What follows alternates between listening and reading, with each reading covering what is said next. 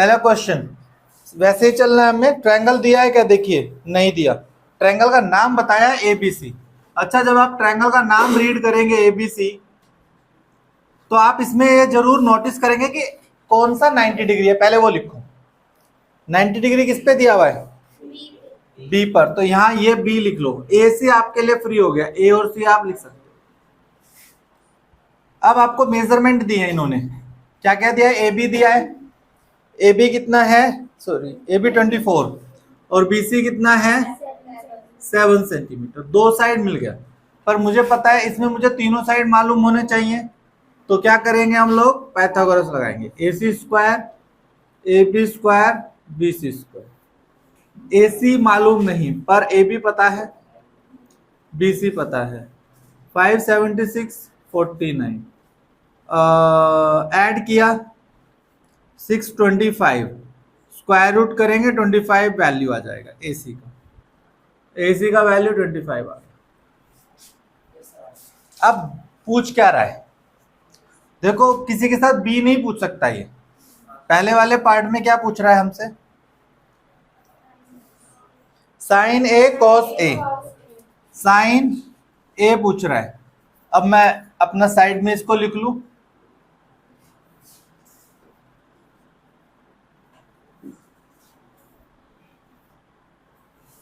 अब साइन का रेशियो क्या? Perpendicular by hypotenuse. ए है तो ए के अकॉर्डिंग परपेंडिकुलर क्या है? बीसी। हाइपोटेनस कितना है? एसी। बीसी है 7, एसी है 25। हो गया, साइन ए मिल। अब बारी किसकी है? कॉस ए की। फिर से कॉस के लिए रेशियो बेस अपॉन हाइपोटेनस। ए के अकॉर्डिंग बेस क्या है? ये रहा 7 वाला, तो ए भी लिखो और यहाँ पर ए सी लिखो। ये 24/25। फिर उन्होंने क्या पूछा है? साइन सी कॉस सी।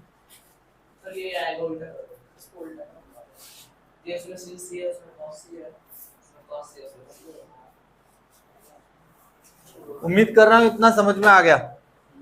हाँ, इसे लिखिए, बाकी का हिस्सा आप ट्राई करेंगे। क्वेश्चन नंबर 2 पर बात करते हैं। Question number 2 exercise 8.1। 2 में देखिए ट्रायंगल दिया है क्या? 2 में ट्रायंगल दिया है, ट्रायंगल बना दीजिए।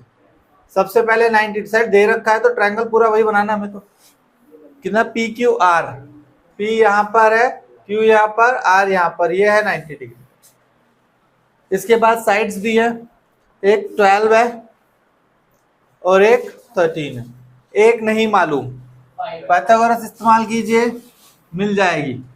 तो पी आर का स्क्वायर इक्वल है पी क्यू का स्क्वायर क्यू आर का square by Pythagoras. P R कितना है? 13 है। पी क्यू कितना है? 12 है। क्यू आर ये रहा 169 144 क्यू आर 169 144 क्यू आर। ये आ जाएगा 25। रूट कर दो तो क्यू आर का वैल्यू कितना आ रहा है? 5 सेंटीमीटर।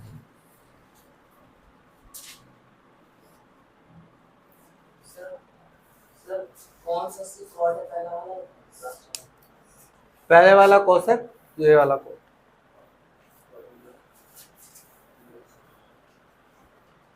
अब डिमांड क्या कर रहा है वो हमसे?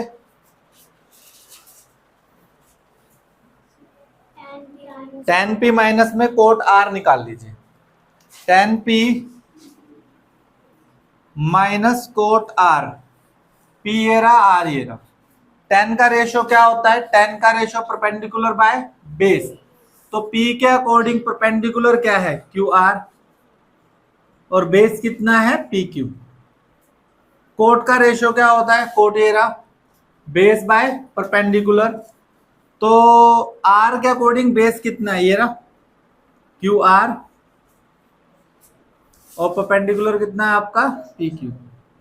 अच्छा, नोटिस करो तो देखो ये पॉजिटिव और ये नेगेटिव कैंसिल हो गया। आंसर कितना आएगा? सीधा 0 आ गया।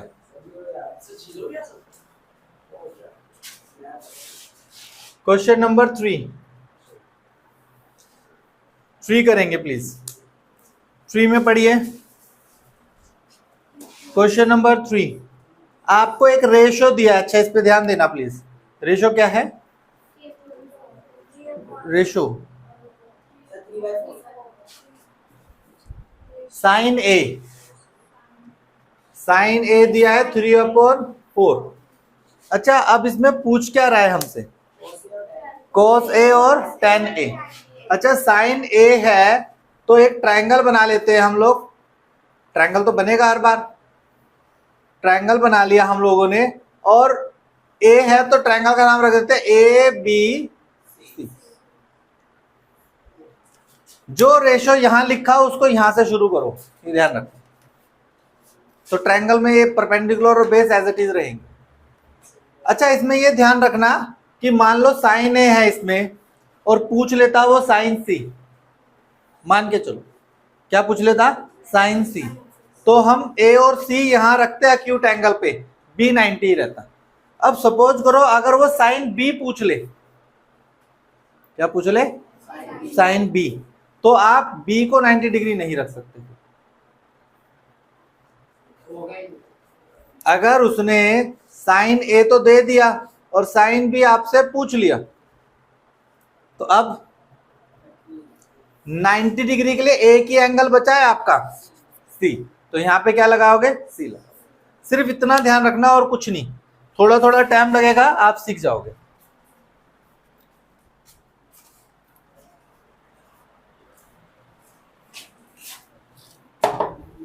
तो मुझे साइन ए मिल गया 3/4, साइन का रेशो बताओ।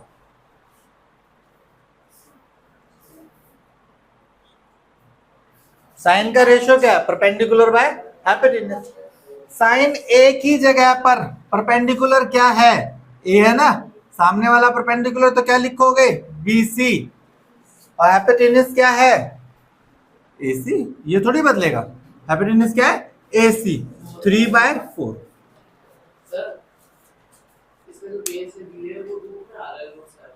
आने दे, आ नहीं सकता।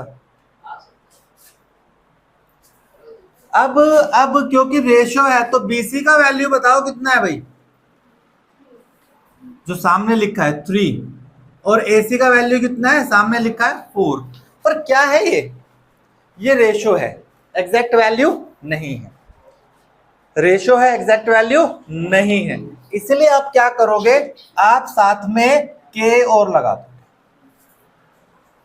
इस चीज को मैंने लास्ट टाइम भी समझाने की कोशिश की थी, इसको फिर से बात कर लेते हैं।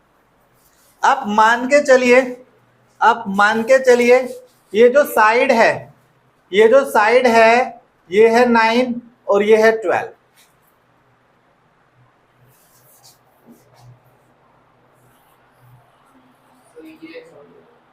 मैंने मानने के लिए कहा, समझना कहां है?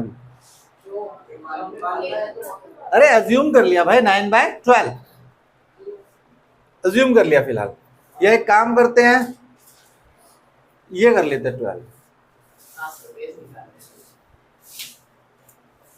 अब आप साइन का रेशो लीजिए इसके अकॉर्डिंग, इसके अकॉर्डिंग क्या आएगा साइन का रेशो? 9/12 कैंसिल हो जाएगा, 3/4। रेशो तो 3/4 ही है। एग्जैक्ट वैल्यू क्या है? 9 और 12। एग्जैक्ट वैल्यू तो ये थी ना, रेशो 3/4 है, तो रेशो तो अभी भी 3/4 ही है ना। एग्जैक्ट वैल्यू डिफरेंट हो सकती है ना। तो कौन सा कॉमन नंबर है जो हट गया? 9 से 3 बनने के लिए कौन सा नंबर हटा है? 3 हटा है। और 12 को 4 बनाने के लिए कौन सा हटा है? 3। तो ये जो कॉमन नंबर आपने हटाया है ये क्या है? K।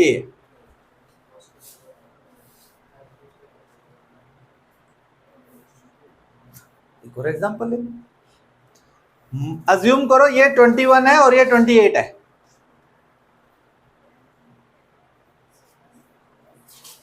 तो अब अगर साइन ए का रेशो लूं तो क्या होगा? 21/28, पर ये तो कट जाएगा। रेशो अभी भी कितना आ रहा है? रेशो अभी भी कितना आ रहा है? 3/4, पर एग्जैक्ट वैल्यू तो अलग है ना। अब 21 से 3 बनने के लिए क्या हटाए? 7। और यहाँ पे भी क्या हटाए? 7। तो ये जो डिफरेंट वैल्यू जो 7 हटाया है आपने, वो किसकी जगह आ गया? के। उसकी जगह क्या आ गया? के। इसलिए हर बार रेशो के केस में आप क्या करते हो? कोई एक वेरिएबल अज्यूम करते हो। कॉमनली के किया जाता है, एक्स भी रख लेते हैं कई बार। तो प्लीज के का इस्तेमाल जरूर करें, के का इस्तेमाल जरूर करें।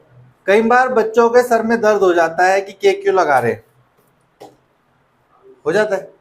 तो टीचर कई बार कोशिश करते हैं कि कैलकुलेशन आसान हो जाए, तो वो कहते हैं के मत लगाओ। के, हाँ, नहीं आंसर सेम आएगा, आंसर सेम आएगा। पर अगर मैंने जैसे परिवर्तन किए अभी वैसा परिवर्तन हो गया तो आंसर में बदलाव हो जाएगा। चलिए, अब मुझे क्या मिल गया? मुझे BC मिल गया, मुझे AC मिल गया। अब मैं क्या करूंगा? पाइथागोरस लगा दूंगा। AC का स्क्वायर क्या होगा? AB square plus BC square. AB कितना है पता नहीं, BC कितना है 3K, AC कितना है 4K, 4 का 16K square, AB square 9K square, 16K square 9K square, AB square 7K square, AB और ये रूट, तो AB is equal to √7K। आ गई आपके पास में तीनों साइड का वैल्यू। क्या डिमांड कर रहा है वो हमसे? बस तो निकाल दो, के से के कट जाएगा, आंसर आ जाएगा आपके पास में। के नहीं टिकेगा, के हमेशा हट जाएगा, बार बार ये ध्यान रखना है आपने, के हमेशा हट जाएगा। बहुत बढ़िया। 15 cot A equal to 8। Triangle बना लेते हैं एक। अब मुझे पता चल गया ए कहां लिखना है, यहां। कंफ्यूजन किसके बीच है? बी और सी। अब चेक करो जो पूछा है उसमें BC का इस्तेमाल है या नहीं है? नहीं है, नहीं है। मतलब अब मैं फ्री हूं इस चीज को चूज करने के लिए कि बी और सी हम इंटरचेंज करके लिख सकते हैं, फिर प्रॉब्लम नहीं है। पर अगर वो पूछ लीजिए, अगर वो मान लीजिए आपसे कहता कोस सी निकालो, कोट ए दिया है कोस सी निकालो पूछ लेता, तो अब मैं सिर्फ बी ही 90 डिग्री पे रख सकता था, सी को 90 डिग्री पे रखा नहीं जा सकता था। अब मुझे पता है कोट ए और ये 8 मल्टीप्लाई में है तो कहां आ जाएगा? डिवाइड। फिर से वही तरीका बनाइए। हाँ जी, हाँ जी। कोट ये रहा, तो बेस बाय परपेंडिकुलर, तो ए के अकॉर्डिंग बेस क्या है? AB। परपेंडिकुलर क्या है? BC। 8/15। AB कितना है? 8K। BC कितना है? 15K। लगाइए Pythagoras. AC square, AB square, BC square. AB पता है क्या? हाँ। BC मालूम है? बिल्कुल है। 8 का 64K स्क्वायर, 15 का 225K स्क्वायर, ऐड करो 289K स्क्वायर, स्क्वायर का स्क्वायर रूट 17K। क्या हुआ? तो वैल्यूज रखिए। अब पूछा क्या, आंसर लिख दीजिए। सर थीटा दिया है तो सबसे आसान काम है, तो ट्रायंगल का नाम कुछ भी रख लीजिए, ABC, PQR, XYZ वटेवर, और थीटा दिया है तो यहां थीटा मेंशन कर दीजिए। अब सेक का रेशियो क्या होता है? सेक का रेशियो होता है हाइपोटेन्यूज बाय ओवर बेस। तो हाइपोटेन्यूज का रोल कौन प्ले कर रहा है इसमें? AC, और बेस क्या है? BC। 13/12, तो AC कितना आएगा? 13, और BC कितना आएगा? 12, साथ में के। पाइथागोरस लगाइए।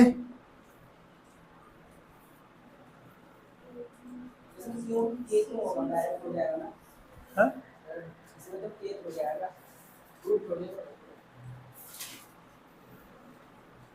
अच्छा, पहले वालों में क्यों आएगा? चलिए बताओ। अच्छा, ऐसी बात है क्या?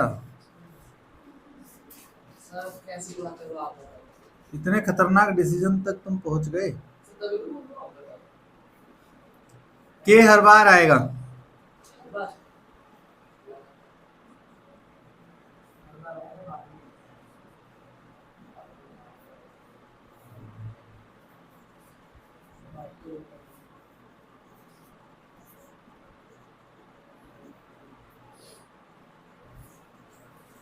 ए बी का वैल्यू मिल गया मुझे 5 के। अब उधर बाकी की रेशो बताओ। तो मुझे क्या पता है अभी, सेक। बाकी में क्या बचता है, साइन, कोस, टेन, कोसेक और कोट। पांचों बचते हैं, पांचों निकाल लोगे आप, सारी साइड मालूम है। क्वेश्चन नंबर 6 प्लीज, अब करेंगे क्वेश्चन नंबर 6। हाँ जी हाँ जी हाँ जी, वही कहानी। हाँ जी बाद में तो कर बहुत ही जाएगा। ये हुई ना बात, लेकिन लगाना जरूरी है। सर कोई वजूद नहीं है। अरे लो। वजूद क्यों नहीं है, वजूद मैंने समझाया तो नहीं है वजूद।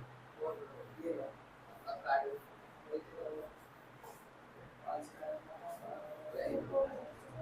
जब गुरुजी एग्जाम में मार्क्स काट लेंगे आपके, तब आप इसका वजूद ढूंढना। सर मतलब ऐसे में मुझे अगर मार्क्स काट देंगे। हाँ लो कर दिया। काट दिया। चलिए आगे प्रश्न पर प्लीज। क्वेश्चन नंबर 6 पर आइए, थोड़ा सा ध्यान दीजिएगा, जो लिख रहे हैं वो सामने ध्यान दीजिएगा, जो नहीं लिख रहे हैं अच्छी बात है। क्वेश्चन नंबर 6 अच्छा क्वेश्चन है। क्वेश्चन कहता है if A and C B are acute angles. अच्छा अक्यूट एंगल क्या होते हैं, 90 से। इस ट्रायंगल, एक राइट ट्रायंगल में अक्यूट एंगल कितने हो सकते हैं, दो। दो सर दो ही होंगे। बिल्कुल सही। एक तो 90 है। अच्छा कोई ऐसा जिसको लग रहा हो कि दो से ज्यादा भी हो सकते हैं। एक राइट ट्रायंगल है, इसमें एक तो 90 पक्का, बाकी दो अक्यूट हो गए, तो एक ए हो जाएगा और एक बी हो जाएगा, बचा हुआ यहाँ पर सी। उसने मेंशन भी किया होगा सी 90 डिग्री है, किया है नहीं, नहीं किया, बड़ा बदतमीज है, चलो कोई बात नहीं। अच्छा गिवन क्या है, cos A equal cos B given है, प्रूव करना है angle A equal angle B, ये गिवन है। क्वेश्चन समझ में आया अभी तक कि ए और बी अक्यूट एंगल है, तो ये वाले हमने यहाँ लिख दिया सी 90 डिग्री का, ये आपके पास गिवन है, ये प्रूव करना है। चलो बहुत बढ़िया है, अब आगे जरा ध्यान दें। अच्छा cos A का रेशो बताओ क्या होता है। cos का रेशो तो दोनों जगह लगेगा, cos का रेशो क्या होता है,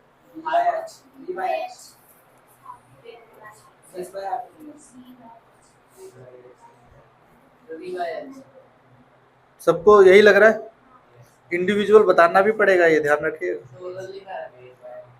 तो जो आप लोग बेस बाय हाइपोटेन्यूस, तो ए के अकॉर्डिंग बेस क्या है, AC, हाइपोटेन्यूस क्या है AB। अच्छा 20 का cos B, रेशो तो वही रहेगा बेस बाय हाइपोटेन्यूस। B के अकॉर्डिंग बेस क्या है,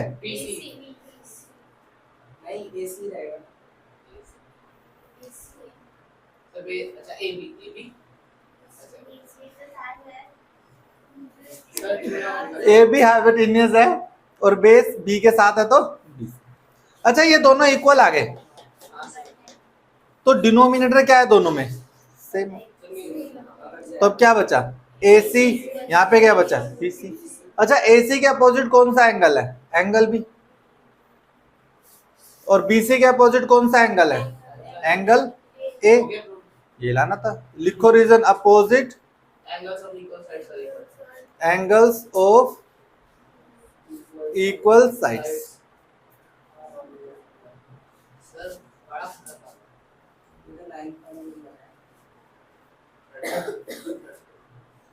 हाँ जी हो गया।